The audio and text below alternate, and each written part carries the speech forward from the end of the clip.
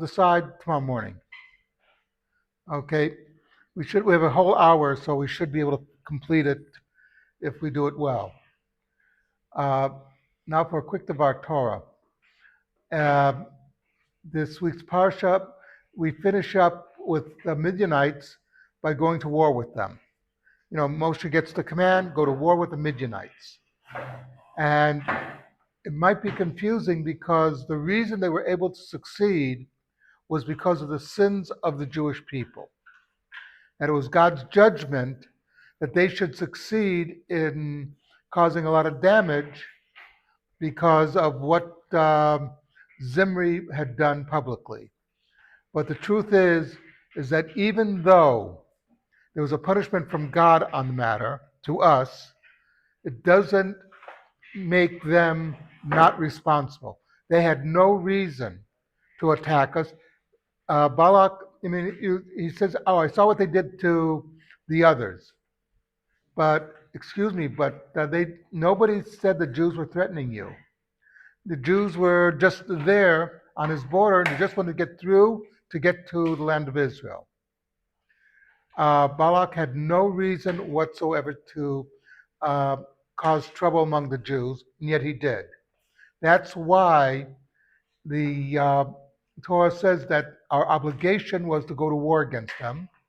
And by the way, there was no worrying about their humanity, getting them supplies or whatever.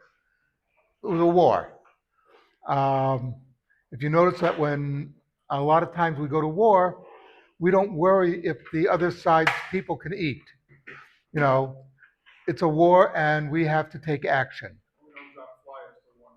We don't drop flyers to warn them. We don't set up, we don't bring in humanitarian aid. The point is that even though they might succeed because of our sins, it doesn't mean that they're off the hook. As we're approaching the 3 weeks, when the Babylonians and the Romans destroyed the Beit Mikdash and caused us no shortage of misery, just because we were not doing the right thing, and that's why we deserve to have the Beit Mikdash destroyed, because of Sinat Chinam, which is the reason the Gemara gives for destruction of both.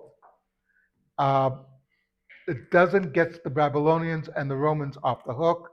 What they did was also evil.